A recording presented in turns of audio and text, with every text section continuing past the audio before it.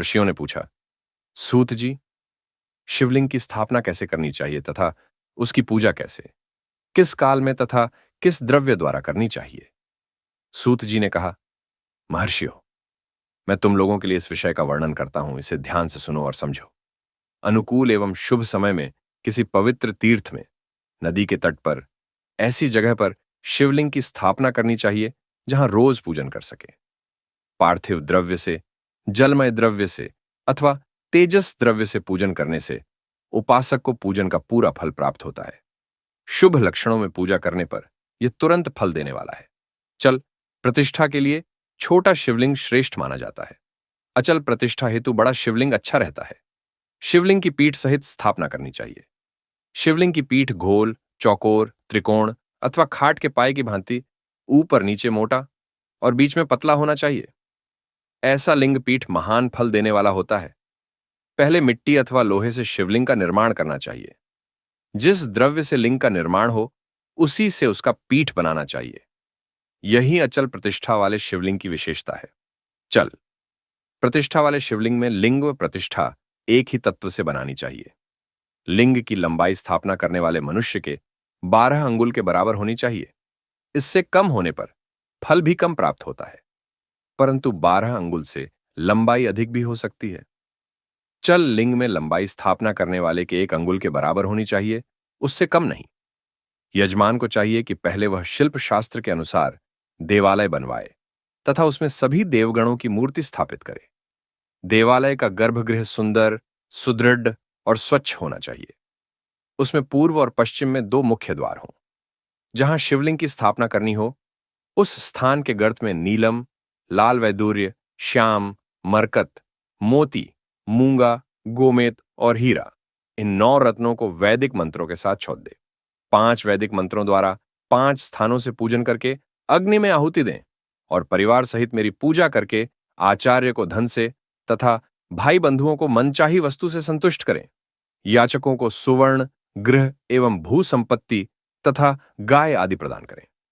स्थावर जंगम सभी जीवों को यत्नपूर्वक संतुष्ट कर एक गड्ढे में सुवर्ण तथा 9 प्रकार के रत्न भरकर वैदिक मंत्रों का उच्चारण करके परम कल्याणकारी महादेव जी का ध्यान करें। तत्पश्चात नाद घोष से युक्त महामंत्र ओंकार ओम का उच्चारण करके गड्ढे में पीठ युक्त शिवलिंग की स्थापना करें। वहां परम सुंदर मूर्ति की भी स्थापना करनी चाहिए तथा भूमि संस्कार की विधि जिस प्रकार शिवलिंग के लिए की गई है, उसी प्रकार मूर्ति की प्रतिष्ठा भी करनी चाहिए। मूर्ति की स्थापना अर्थात प्रतिष्ठा पंचाक्षर मंत्र से करनी चाहिए।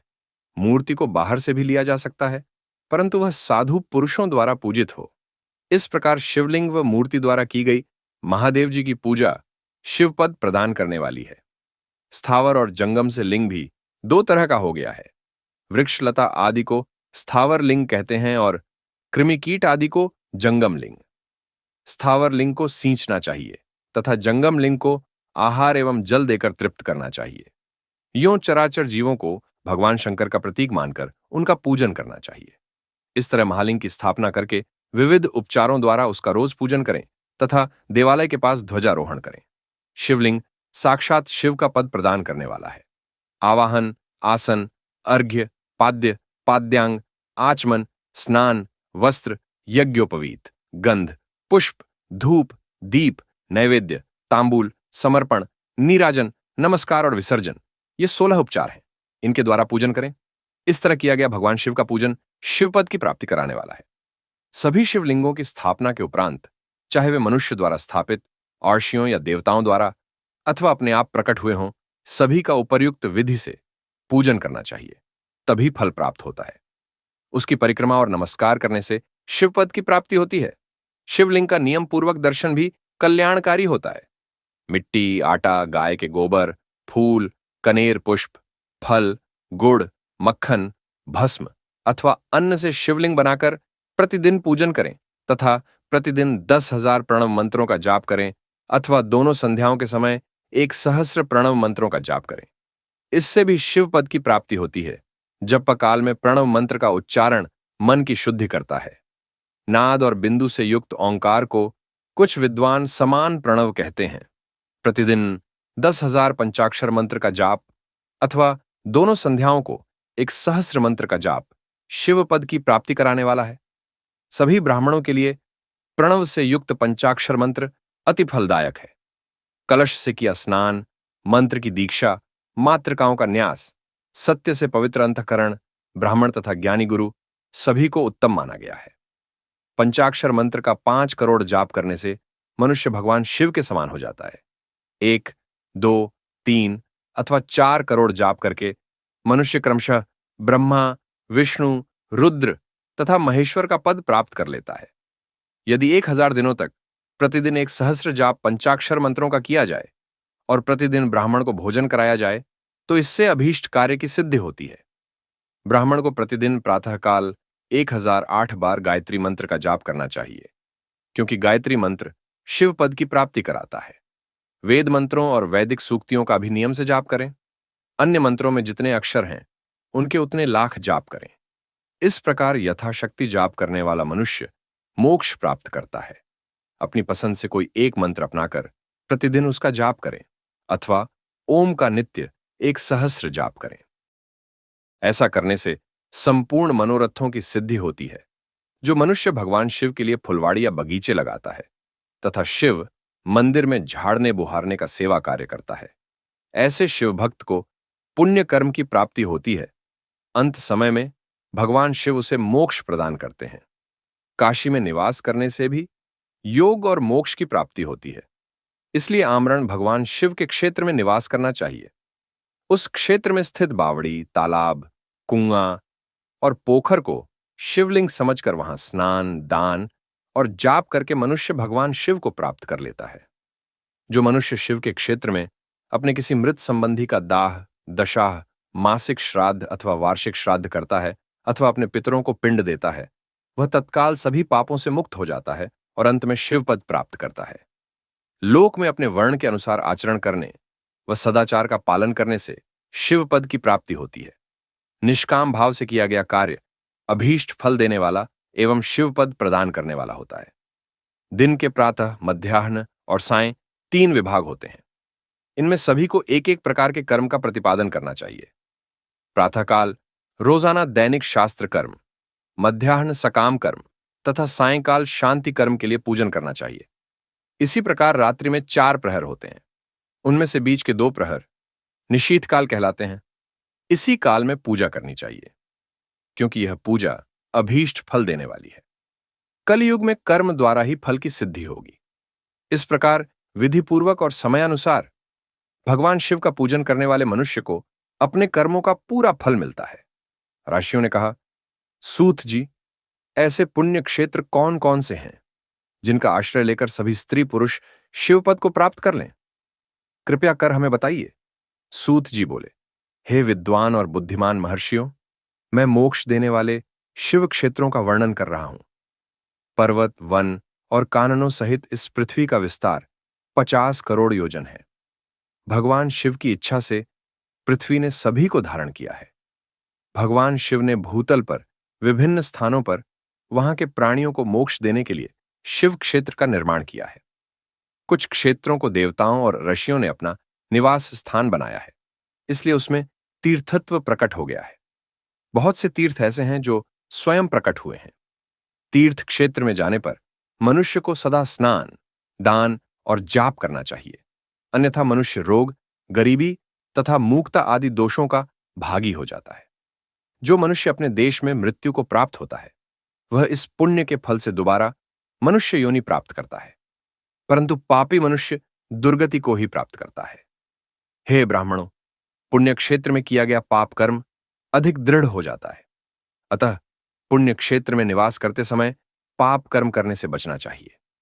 सिंधु और सतलुज नदी के तट पर बहुत से पुण्य क्षेत्र हैं। सरस्वती नदी परम पवित्र और 60 मुख वाली है, अर्थात उसकी 60 धाराएं हैं। इन धाराओं के तट पर निवास करने से परम पद की प्राप्ति होती है। हिमालय से निकली हुई पुण्य सलिला गंगा 100 मुख वाली नदी है। इसके तट पर काशी, प्रयाग आदि पुण्य क्षेत्र हैं। मकर राशि में सूर्य होने पर गंगा की तटभूमि अधिक प्रशस्त एवं पुण्यदायक हो जाती है। सोनभद्र नदी की 10 धाराएं हैं। बृहस्पति के मकर राशि में आने पर यह अत्यंत पवित्र तथा अभीष्ट फल देने वाली है। इस समय यहां स्नान और उपवास करने से विनायक पद की प्राप्ति होती है। पुण्य सलिला महानदी नर्मदा के 24 मुख हैं। इसमें स्नान करके तट पर निवास करने से मनुष्य को वैष्णव पद की प्राप्ति होती है। तमसा के 12 तथा रेवा के 10 मुख हैं। परम पुण्यमयी गोदावरी के 21 मुख हैं। यह ब्रह्महत्या तथा गोवध पाप का नाश करने वाली एवं रुद्र लोक देने वाली है। कृष्णवेणी नदी समस्त पापों का नाश करने वाली है। इसके 18 मुख हैं तथा यह विष्णु लोक प्रदान करने वाली है। तुंगभद्रा 10 मुखी है एवं ब्रह्मलोक देने वाली है। सुवर्ण मुखरी के 9 मुख हैं। ब्रह्मलोक से लौटे जीव इसी नदी के तट पर जन्म लेते हैं। सरस्वती नदी, पंपा सरोवर, कन्याकुमारी अंतरीप तथा शुभकारक श्वेत नदी सभी पुण्य क्षेत्र हैं। इनके तट पर निवास करने से इंद्रलोक की प्राप्ति होती है। महानदी कावेरी परम पुण्यमयी है। इसके 27 मुख है। यह संपूर्ण अभीष्ट वस्तुओं को देने वाली है। इसके तट ब्रह्मा विष्णु का पद देने वाले हैं। कावेरी के जो तट शैव क्षेत्र के अंतर्गत हैं, वे अभीष्ट फल तथा शिवलोक प्रदान करने वाले हैं। नैमिषारण्य तथा बदरिकाश्रम में सूर्य और बृहस्पति के मेष राशि में आने पर स्नान और पूजन करने से ब्रह्मलोक की प्राप्ति होती है। सिंह और कर्क राशि में सूर्य की संक्रांति होने पर सिंधु नदी में किया स्नान तथा केदार तीर्थ के जल का पान एवं स्नान ज्ञानदायक माना जाता है। बृहस्पति के सिंह राशि में स्थित होने पर भाद्र मास में गोदावरी के जल में स्नान करने से शिवलोक की प्राप्ति होती है। ऐसा स्वयं भगवान शिव ने कहा था। सूर्य और बृहस्पति के कन्या राशि में स्थित होने पर यमुना और सोनभद्र में स्नान से धर्मराज और गणेश लोक में महान भोग की प्राप्ति होती है। ऐसी महर्षियों की मान्यता है। सूर्य और बृहस्पति के तुला राशि में होने पर कावेरी नदी में स्नान करने से भगवान विष्णु के वचन की महिमा से अभीष्ट फल की प्राप्ति होती है। मार्गशीर्ष माह में सूर्य और बृहस्पति के वृश्चिक राशि में आने पर नर्मदा में स्नान करने से विष्णु पद की प्राप्ति होती है। सूर्य और बृहस्पति के धनु राशि में होने पर सुवर्ण मुखरी नदी में किया स्नान शिवलोक प्रदान करने वाला है। मकर राशि में सूर्य और बृहस्पति के माघ मास में होने पर गंगा जी में किया गया स्नान शिवलोक प्रदान कराने वाला है। शिवलोक के पश्चात ब्रह्मा और विष्णु के स्थानों में सुख भोग कर अंत में मनुष्य को ज्ञान की प्राप्ति होती है। माघ मास में सूर्य के कुंभ राशि में होने पर फाल्गुन मास में गंगा तट पर किया श्राद्ध, पिंडदान अथवा तिलोदक दान पिता और नाना दोनों कुलों के पितरों की अनेकों पीढ़ियों का उद्धार करने वाला है। गंगा व कावेरी नदी का आश्रय लेकर तीर्थवास करने से पाप का नाश हो जाता है। ताम्रपर्णी और वेगवती नदियां ब्रह्मलोक की प्राप्ति रूप फल देने वाली हैं। इनके तट पर स्वर्गदायक क्षेत्र हैं। इन नदियों के मध्य में बहुत से पुण्य क्षेत्र हैं। यहां निवास करने वाला मनुष्य अभीष्ट फल का भागी होता है। सदाचार, उत्तम वृत्ति तथा सद्भावना के साथ मन में दया भाव रखते हुए विद्वान पुरुष को तीर्थ में निवास करना चाहिए, अन्यथा उसे फल नहीं मिलता। पुण्य क्षेत्र में जीवन बिताने का निश्चय करने पर तथा वास करने पर पहले का सारा पाप तत्काल नष्ट हो जाएगा, क्योंकि पुण्य को ऐश्वर्यदायक कहा जाता है। हे ब्राह्मणों, तीर्थ में वास करने पर उत्पन्न पुण्य कायिक, वाचिक और मानसिक सभी पापों का नाश कर देता है। तीर्थ में किया मानसिक पाप कई कल्पों तक पीछा नहीं छोड़ता, यह केवल ध्यान से ही नष्ट होता है। वाचिक पाप जाप से तथा कायिक पाप शरीर को सुखाने जैसे कठोर तप से नष्ट होता है। अतः सुख चाहने वाले पुरुष को देवताओं की पूजा करते हुए और ब्राह्मणों को दान देते हुए पाप से बचकर ही तीर्थ में निवास करना चाहिए। ऋषियों ने कहा, सूत जी, आप हमें वह सदाचार सुनाइए जिससे विद्वान पुरुष पुण्य लोकों पर विजय पाता है। स्वर्ग प्रदान करने वाले धर्ममय तथा नरक का कष्ट देने वाले अधर्ममय आचारों का वर्णन कीजिए। सूत जी बोले, सदाचार का पालन करने वाला मनुष्य ही ब्राह्मण कहलाने का अधिकारी है। वेदों के अनुसार आचार का पालन करने वाले एवं वेद के अभ्यासी ब्राह्मण को विप्र कहते हैं। सदाचार, वेदाचार तथा विद्या गुणों से युक्त होने पर उसे द्विज कहते हैं। वेदों का कम आचार तथा कम अध्ययन करने वाले एवं राजा के पुरोहित अथवा सेवक ब्राह्मण को क्षत्रिय ब्राह्मण कहते हैं। जो ब्राह्मण कृष्य या वाणिज्य कर्म करने वाला है तथा ब्राह्मणोचित आचार का भी पालन करता है वह वैश्य ब्राह्मण है तथा स्वयं खेत जोतने वाला शूद्र ब्राह्मण कहलाता है। जो दूसरों के दोष देखने वाला तथा परद्रोही है उसे चांडाल द्विज कहते हैं। क्षत्रियों में जो पृथ्वी का पालन करता है वह राजा है तथा अन्य मनुष्य राजत्वहीन क्षत्रिय माने जाते हैं। जो धान्य आदि वस्तुओं का क्रय विक्रय करता है वह वैश्य कहलाता है। दूसरों को वणिक कहते हैं। जो ब्राह्मणों क्षत्रियों और वैश्यों की सेवा में लगा रहता है शूद्र कहलाता है। जो शूद्र हल जोतता है उसे वृषल समझना चाहिए। इन सभी वर्गों के मनुष्यों को चाहिए कि वे ब्रह्म मुहूर्त में उठकर पूर्व की ओर मुख करके देवताओं का, धर्म का, अर्थ का, उसकी प्राप्ति के लिए उठाए जाने वाले क्लेशों का तथा आय और व्यय का चिंतन करें। रात के अंतिम प्रहर के मध्य भाग में मनुष्य को उठकर मल मूत्र त्याग करना चाहिए। घर से बाहर शरीर को ढककर जाकर उत्तराभिमुख होकर मल मूत्र का त्याग करें। जल, अग्नि, ब्राह्मण तथा देवताओं का स्थान बचाकर बैठें। उठने पर उस ओर न देखें। हाथ पैरों की शुद्धि करके 8 बार कुल्ला करें। किसी वृक्ष के पत्ते से दातुन करें। दातुन करते समय तर्जनी अंगुली का उपयोग नहीं करें। तदंतर जल संबंधी देवताओं को नमस्कार कर मंत्र पाठ करते हुए जलाशय में स्नान करें। यदि कंठ तक या कमर तक पानी में खड़े होने की शक्ति न हो तो घुटने तक जल में खड़े होकर ऊपर जल छिड़क कर मंत्रोच्चारण करते हुए स्नान कर तर्पण करें। इसके उपरांत वस्त्र धारण कर उत्तरीय भी धारण करें।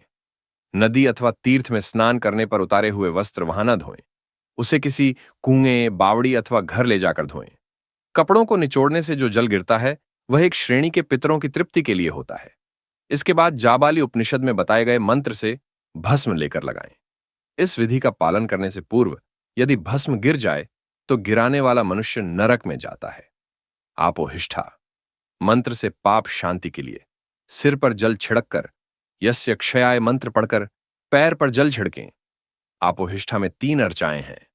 पहली अर्चा का पाठ कर पैर, मस्तक और हृदय में जल छिड़कें। दूसरी अर्चा का पाठ कर मस्तक, हृदय और पैर पर जल छिड़कें तथा तीसरी अर्चा का पाठ करके हृदय, मस्तक और पैर पर जल छिड़कें। इस प्रकार के स्नान को मंत्र स्नान कहते हैं। किसी अपवित्र वस्तु से स्पर्श हो जाने पर, स्वास्थ्य ठीक न रहने पर, यात्रा में या जल उपलब्ध न होने की दशा में मंत्र स्नान करना चाहिए। प्रातःकाल की संध्योपासना में गायत्री मंत्र का जाप करके 3 बार सूर्य को अर्घ्य दें। मध्याह्न में गायत्री मंत्र का उच्चारण कर सूर्य को एक अर्घ्य देना चाहिए। सायंकाल में पश्चिम की ओर मुख करके पृथ्वी पर ही सूर्य को अर्घ्य दें। सायंकाल में सूर्यास्त से 2 घड़ी पहले की गई संध्या का कोई महत्व नहीं होता। ठीक समय पर ही संध्या करनी चाहिए। यदि संध्योपासना किए बिना एक दिन बीत जाए तो उसके प्रायश्चित हेतु अगली संध्या के समय 100 गायत्री मंत्र का जाप करें। 10 दिन छूटने पर 1 लाख तथा 1 माह छूटने पर अपना उपनयन संस्कार कराएं। अर्थ सिद्धि के लिए ईश, गौरी, कार्तिकेय, विष्णु, ब्रह्मा, चंद्रमा और यम व अन्य देवताओं का शुद्ध जल से तर्पण करें। तीर्थ के दक्षिण में, मंत्रालय में, देवालय में अथवा घर में आसन पर बैठकर अपनी बुद्धि को स्थिर कर देवताओं को नमस्कार कर प्रणव मंत्र का जाप करने के पश्चात गायत्री मंत्र का जाप करें। प्रणव के अ, उ और उम तीनों अक्षरों में जीव और ब्रह्मा की एकता का प्रतिपादन होता है। अतः प्रणव मंत्र का जाप करते समय मन में यह भावना होनी चाहिए कि हम तीनों लोकों की सृष्टि करने वाले ब्रह्मा, पालन करने वाले विष्णु तथा संहार करने वाले रुद्र की उपासना कर रहे हैं। यह ब्रह्मस्वरूप ओंकार हमारी कर्मेंद्रियों, ज्ञानेंद्रियों, मन की वृत्तियों तथा बुद्धि वृत्तियों को सदा भोग और मोक्ष प्रदान करने वाले धर्म एवं ज्ञान की ओर प्रेरित करें। जो मनुष्य प्रणव मंत्र के अर्थ का चिंतन करते हुए इसका जाप करते हैं वे निश्चय ही ब्रह्मा को प्राप्त करते हैं तथा जो मनुष्य बिना अर्थ जाने प्रणव मंत्र का जाप करते हैं उनको ब्राह्मणत्व की पूर्ति होती है। इस हेतु श्रेष्ठ ब्राह्मण को प्रतिदिन प्रातः काल 1 सहस्र गायत्री मंत्र का जाप करना चाहिए। मध्याह्न में 100 बार तथा सायं 28 बार जाप करें। अन्य वर्णों के मनुष्यों को सामर्थ्य के अनुसार जाप करना चाहिए। हमारे शरीर के भीतर मूलाधार, स्वादिष्ठान, मणिपुर, अनाहत, आज्ञा और सहस्रार नामक 6 चक्र हैं। इन चक्रों में क्रमशः विद्येश्वर, ब्रह्मा, विष्णु, ईश, जीवात्मा और परमेश्वर स्थित हैं। सद्भावना पूर्वक श्वास के साथ सोहम का जाप करें। सहस्र बार किया गया जाप ब्रह्मलोक प्रदान करने वाला है। 100 बार किए जाप से इंद्र पद की प्राप्ति होती है। आत्मरक्षा के लिए जो मनुष्य अल्प मात्रा में इसका जाप करता है वह ब्राह्मण कुल में जन्म लेता है। 12 लाख गायत्री का जाप करने वाला मनुष्य ब्राह्मण कहा जाता है।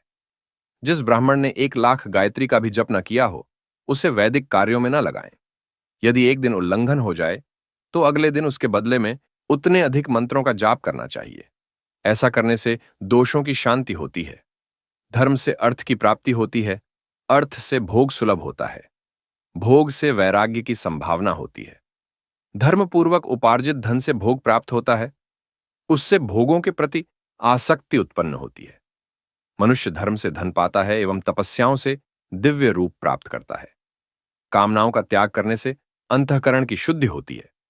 उस शुद्ध से ज्ञान का उदय होता है। सतयुग में तप को तथा कलयुग में दान को धर्म का अच्छा साधन माना गया है। सतयुग में ध्यान से, त्रेता में तपस्या से और द्वापर में यज्ञ करने से ज्ञान की सिद्धि होती है, परंतु कलयुग में प्रतिमा की पूजा से ज्ञान लाभ होता है।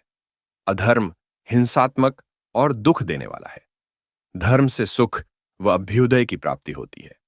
दुराचार से दुख तथा सदाचार से सुख मिलता है। अतः भोग और मोक्ष की सिद्धि के लिए धर्म का उपार्जन करना चाहिए। किसी ब्राह्मण को 100 वर्ष के जीवन निर्वाह की सामग्री देने पर ही ब्रह्मलोक की प्राप्ति होती है। एक सहस्र चांद्रायण व्रत का अनुष्ठान ब्रह्मलोकदायक माना जाता है।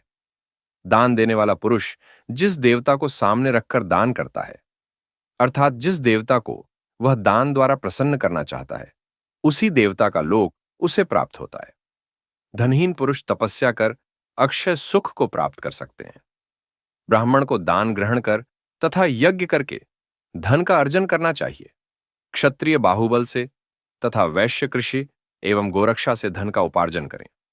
इस प्रकार न्याय से उपार्जित धन को दान करने से दाता को ज्ञान की सिद्धि प्राप्त होती है एवं ज्ञान से ही मोक्ष की प्राप्ति सुलभ होती है। गृहस्थ मनुष्य को धन, धान्य आदि सभी वस्तुओं का दान करना चाहिए। जिसके अन्न को खाकर मनुष्य कथा श्रवण तथा सदकर्म का पालन करता है तो उसका आधा फल दाता को मिलता है। दान लेने वाले मनुष्य को दान में प्राप्त वस्तु का दान तथा तपस्या द्वारा पाप की शुद्धि करनी चाहिए। उसे अपने धन के 3 भाग करने चाहिए। एक धर्म के लिए, दूसरा वृद्धि के लिए एवं तीसरा उपभोग के लिए धर्म के लिए रखे। धन से नित्य, नैमित्तिक और इच्छित कार्य करें। वृद्धि के लिए रखे धन से ऐसा व्यापार करें जिससे धन की प्राप्ति हो तथा उपभोग के धन से पवित्र भोग भोगें। खेती से प्राप्त धन का 10वां भाग दान कर दें। इससे पाप की शुद्धि होती है। वृद्धि के लिए किए गए व्यापार से प्राप्त धन का 6ठा भाग दान देना चाहिए। विद्वान को चाहिए कि वह दूसरों के दोषों का बखान न करे। ब्राह्मण भी दोषवश दूसरों के सुने या देखे हुए छिद्र को कभी प्रकट न करे। विद्वान पुरुष ऐसी बात न कहे जो समस्त प्राणियों के हृदय में रोष पैदा करने वाली हो। दोनों संध्याओं के समय अग्नि को विधिपूर्वक दी हुई आहुति से संतुष्ट करे। चावल, धान्य, घी, फल, कंद तथा हविष्य के द्वारा स्थालीपाक बनाए तथा यथोचित रीति से सूर्य और अग्नि को अर्पित करे। यदि दोनों समय अग्निहोत्र करने में असमर्थ हो तो संध्या के समय जाप और सूर्य की वंदना कर ले। आत्मज्ञान की इच्छा रखने वाले तथा धनी पुरुषों को इसी प्रकार उपासना करनी चाहिए। जो मनुष्य सदा ब्रह्मयज्ञ करते हैं, देवताओं की पूजा, अग्नि पूजा और गुरु पूजा प्रतिदिन करते हैं तथा ब्राह्मणों को भोजन तथा दक्षिणा देते हैं, वे स्वर्गलोक के भागी होते हैं। राशियों ने कहा, प्रभो, अग्नि यज्ञ, देव यज्ञ और ब्रह्म यज्ञ का वर्णन करके हमें कृतार्थ करें। सूत जी बोले, महर्षियों, गृहस्थ पुरुषों के लिए प्रातः और सायंकाल अग्नि में 2 चावल और द्रव्य की आहुति ही अग्नि यज्ञ है। ब्रह्मचारियों के लिए समिधा का देना ही अग्नि यज्ञ है, अर्थात अग्नि में सामग्री की आहुति देना उनके लिए अग्नि यज्ञ है। द्विजों का जब तक विवाह न हो जाए उनके लिए अग्नि में समिधा की आहुति, व्रत तथा जाप करना ही अग्नि यज्ञ है। द्विजो, जिसने अग्नि को विसर्जित कर उसे अपनी आत्मा में स्थापित कर लिया है, ऐसे वानप्रस्थियों और सन्यासियों के लिए यही अग्नि यज्ञ है कि वे समय पर हितकर और पवित्र अन्न का भोजन कर लें। ब्राह्मणों, सायंकाल अग्नि के लिए दी आहुति से संपत्ति की प्राप्ति होती है तथा प्रातःकाल सूर्यदेव को दी आहुति से आयु की वृद्धि होती है। दिन में अग्निदेव सूर्य में हो प्रविष्ट हो जाते हैं, अतः प्रातःकाल सूर्य को दी आहुति अग्नियज्ञ के समान ही होती है। इंद्र आदि समस्त देवताओं को प्राप्त करने के उद्देश्य से जो आहुति अग्नि में दी जाती है वह देवयज्ञ कहलाती है। लौकिक अग्नि में प्रतिष्ठित जो संस्कार निमित्तिक हवन कर्म है वह देवयज्ञ है। देवताओं को प्रसन्न करने के लिए नियम से विधिपूर्वक किया गया यज्ञ ही देवयज्ञ है। वेदों के नित्य अध्ययन और स्वाध्याय को ब्रह्मयज्ञ कहते हैं। मनुष्य को देवताओं की तृप्ति के लिए प्रतिदिन ब्रह्मयज्ञ करना चाहिए। प्रातःकाल और सायंकाल को ही इसे किया जा सकता है। अग्नि के बिना देवयज्ञ कैसे होता है, इसे श्रद्धा और आदर से सुनो। सृष्टि के आरंभ में सर्वज्ञ और सर्वसमर्थ महादेव शिवजी ने समस्त लोगों के उपकार के लिए वारों की कल्पना की। भगवान शिव संसार रूपी रोग को दूर करने के लिए वैद्य हैं, सबके झाता तथा समस्त औषधियों के औषध हैं।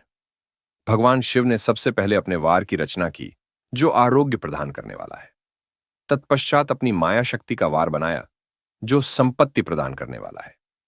जन्म काल में दुर्गतिग्रस्त बालक की रक्षा के लिए कुमार के वार की कल्पना की। आलस्य और पाप की निवृत्ति तथा समस्त लोगों का हित करने की इच्छा से लोक रक्षक भगवान विष्णु का वार बनाया। इसके बाद शिवजी ने पुष्टि और रक्षा के लिए आयुःकर्ता त्रिलोक सृष्टा परमेष्ठी ब्रह्मा का आयुष कारक वार बनाया। तीनों लोगों की वृद्धि के लिए पहले पुण्य पाप की रचना होने पर लोगों को शुभाशुभ फल देने वाले इंद्र और यम के वारों का निर्माण किया। ये वार भोग देने वाले तथा मृत्यु भय को दूर करने वाले हैं। इसके उपरांत भगवान शिव ने 7 ग्रहों को इन वारों का स्वामी निश्चित किया। ये सभी ग्रह नक्षत्र ज्योतिर्मय मंडल में प्रतिष्ठित हैं। शिव के वार के स्वामी सूर्य हैं, शक्ति संबंधी वार के स्वामी सोम, कुमार संबंधी वार के अधिपति मंगल, विष्णुवार के स्वामी बुध, ब्रह्मा जी के वार के स्वामी बृहस्पति, इंद्रवार के स्वामी शुक्र व यमवार के स्वामी शनि हैं। अपने अपने वार में की गई देवताओं की पूजा उनके फलों को देने वाली है। सूर्य आरोग्य और चंद्रमा संपत्ति के दाता हैं। बुध व्याधियों के निवारक तथा बुद्धि प्रदाता हैं। बृहस्पति आयु की वृद्धि करते हैं। शुक्र भोग देते हैं और शनि मृत्यु का निवारण करते हैं। इन 7 वारों के फल उनके देवताओं के पूजन से प्राप्त होते हैं। अन्य देवताओं की पूजा का फल भी भगवान शिव ही देते हैं। देवताओं की प्रसन्नता के लिए पूजा की 5 पद्धतियां हैं। पहले उन देवताओं के मंत्रों का जाप, दूसरा होम, तीसरा दान, चौथा तप तथा 5वां वेदी पर प्रतिमा में अग्नि अथवा ब्राह्मण के शरीर में विशिष्ट देव की भावना करके 16 उपचारों से पूजा तथा आराधना करना। दोनों नेत्रों तथा मस्तक के रोग में और कुष्ठ रोग की शांति के लिए भगवान सूर्य की पूजा करके ब्राह्मणों को भोजन कराएं। इससे यदि प्रबल प्रारब्ध का निर्माण हो जाए तो जरा एवं रोगों का नाश हो जाता है। इष्ट देव के नाम मंत्रों का जाप वार के अनुसार फल देते हैं। रविवार को सूर्य देव व अन्य देवताओं के लिए तथा अन्य ब्राह्मणों के लिए विशिष्ट वस्तु अर्पित करें।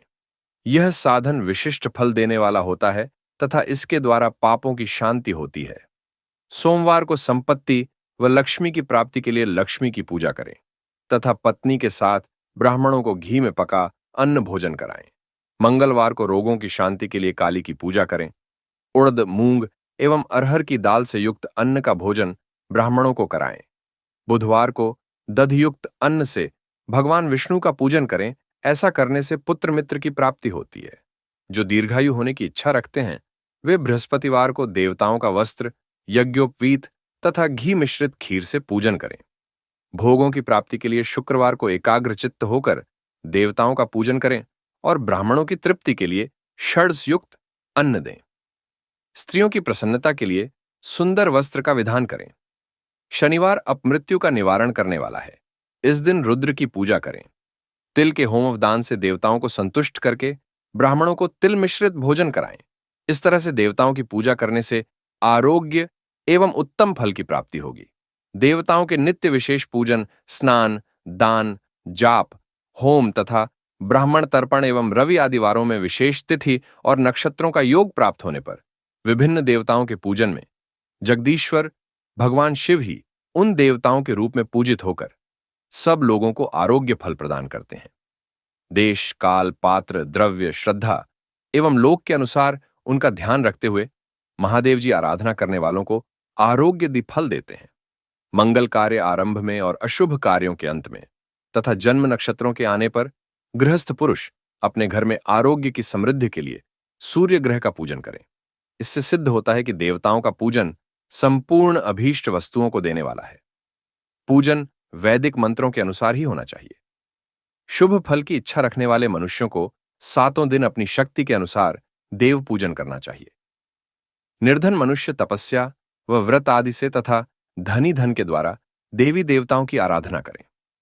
जो मनुष्य श्रद्धा पूर्वक इस तरह के धर्म का अनुष्ठान करता है वह पुण्यलोक में अनेक प्रकार के फल भोगकर पुनः इस पृथ्वी पर जन्म ग्रहण करता है। धनवान पुरुष सदा भोग सिद्धि के लिए मार्ग में वृक्ष लगाकर लोगों के लिए छाया की व्यवस्था करते हैं और उनके लिए कुएं, बावली बनवाकर पानी की व्यवस्था करते हैं। वेद शास्त्रों की प्रतिष्ठा के लिए पाठशाला का निर्माण या अन्य किसी भी प्रकार से धर्म का संग्रह करते हैं और स्वर्ग लोक को प्राप्त होते हैं। समयानुसार पुण्य कर्मों के परिपाक से अंतःकरण शुद्ध होने पर ज्ञान की सिद्धि होती है। द्विजो, इस अध्याय को जो सुनता, पढ़ता अथवा सुनने की व्यवस्था करता है उसे देव यज्ञ का फल प्राप्त होता है। ऋषियों ने कहा, समस्त पदार्थों के झाताओं में श्रेष्ठ सूत जी हमसे देश, काल और दान का वर्णन करें। देश का वर्णन। सूत जी बोले, अपने घर में किया देवयज्ञ शुद्ध गृह के फल को देने वाला है। गौशाला का स्थान घर में किए गए देवयज्ञ से 10 गुना, जबकि जलाशय का तट गौशाला से 10 गुना है। एवं जहां तुलसी, बेल और पीपल वृक्ष का मूल हो वह स्थान जलाशय तट से भी 10 गुना महत्व देने वाला है। देवालय उससे भी अधिक महत्व रखता है। देवालय से 10 गुना महत्व रखता है तीर्थ भूमि का तट। उससे भी श्रेष्ठ है नदी का किनारा तथा उसका 10 गुना उत्कृष्ट है तीर्थ नदी का तट। इससे भी अधिक महत्व रखने वाला है सप्तगंगा का तट, जिसमें गंगा, गोदावरी, कावेरी, ताम्रपर्णी, सिंधु, सरयू और रेवा नदियां आती हैं। इससे भी 10 गुना अधिक फल समुद्र का तट और उससे भी 10 गुना अधिक फल पर्वत चोटी पर पूजा करने से होता है। और सबसे अधिक महत्व का स्थान वह होता है जहां मन रम जाए। काल का वर्णन। सतयुग में यज्ञ, दान आदि से संपूर्ण फलों की प्राप्ति होती है। त्रेता में तिहाई, द्वापर में आधा, कलयुग में इससे भी कम फल प्राप्त होता है, परंतु शुद्ध हृदय से किया गया पूजन फल देने वाला होता है। इससे 10 गुना फल सूर्य संक्रांति के दिन उससे 10 गुना अधिक फल तुला, और मेष की संक्रांति में तथा चंद्र ग्रहण में उससे भी 10 गुना फल मिलता है। सूर्य ग्रहण में उससे भी 10 गुना अधिक फल प्राप्त होता है। महापुरुषों के साथ में वह काल करोड़ों सूर्य ग्रहण के समान पावन है, ऐसा ज्ञानी पुरुष मानते हैं। पात्र वर्णन। तपोनिष्ठ योगी और ज्ञाननिष्ठ योगी पूजा के पात्र होते हैं, क्योंकि ये पापों के नाश के कारण होते हैं। जिस ब्राह्मण ने 24 लाख गायत्री का जाप कर लिया हो वह भी पूजा का पात्र है। वह संपूर्ण काल और भोग का दाता है। गायत्री के जाप से शुद्ध हुआ ब्राह्मण पर पवित्र है। इसीलिए दान, जाप, होम और पूजा सभी कर्मों के लिए वही शुद्ध पात्र है। स्त्री या पुरुष जो भी भूखा हो वही अन्नदान का पात्र है। जिसे जिस वस्तु की इच्छा हो उसे वह वस्तु बिना मांगे ही दे दी जाए तो दाता को उस दान का पूरा फल प्राप्त होता है। याचना करने के बाद दिया गया दान आधा ही फल देता है। सेवक को दिया दान चौथाई फल देने वाला होता है। दीन ब्राह्मण को दिए गए धन का दान दाता को इस भूतल पर 10 वर्षों तक भोग प्रदान करने वाला है। वेद वेदता को दान देने पर वह स्वर्ग लोक में देवताओं के वर्ष से 10 वर्षों तक दिव्य भोग देने वाला है। गुरु दक्षिणा में प्राप्त धन शुद्ध द्रव्य कहलाता है। इसका दान संपूर्ण फल देने वाला है। क्षत्रियों का शौर्य से कमाया हुआ, वैश्यों का व्यापार से आया हुआ और शूद्रों का सेवा वृत्ति से प्राप्त किया धन उत्तम द्रव्य है। दान का वर्णन। गौ, भूमि, तिल, सुवर्ण, घी, वस्त्र, धान्य, गुड़, चांदी, नमक, कोहड़ा और कन्या नामक 12 वस्तुओं का दान करना चाहिए। गोदान से सभी पापों का निवारण होता है और पुण्य कर्मों की पुष्टि होती है। भूमि का दान परलोक में आश्रय देने वाला होता है। तिल का दान बल देने वाला तथा मृत्यु का निवारक होता है। सुवर्ण का दान वीर्यदायक और घी का दान पुष्टिकारक होता है। वस्त्र का दान आयु की वृद्धि करता है। धान्य का दान करने से अन्न और धन की समृद्धि होती है। गुड़ का दान मधुर भोजन की प्राप्ति कराता है। चांदी के दान से वीर्य की वृद्धि होती है। लवण के दान से षड्स भोजन की प्राप्ति होती है। कोहड़ा या कूष्मांड के दान को पुष्टिदायक माना जाता है। कन्या का दान आजीवन भोग देने वाला होता है। जिन वस्तुओं से श्रवण आदि इंद्रियों की तृप्ति होती है, उनका सदा दान करें। वेद और शास्त्र को गुरुमुख से ग्रहण करके कर्मों का फल अवश्य मिलता है। इसे ही उच्च कोटि की आस्तिकता कहते हैं। भाई बंधु अथवा राजा के भय से जो आस्तिकता होती है, वह निम्न श्रेणी की होती है। जिस मनुष्य के पास धन का अभाव है, वह वाणी और कर्म द्वारा ही पूजन करे। तीर्थ यात्रा और व्रत को शारीरिक पूजन माना जाता है। तपस्या और दान मनुष्य को सदा करने चाहिए। देवताओं की तृप्ति के लिए जो कुछ दान किया जाता है, वह सब प्रकार के भोग प्रदान करने वाला है। इससे इस लोक और परलोक में उत्तम जन्म और सदा सुलभ होने वाला भोग प्राप्त होता है। ईश्वर को सब कुछ समर्पित करने एवं बुद्धि से यज्ञ व दान करने से मोक्ष की प्राप्ति होती है।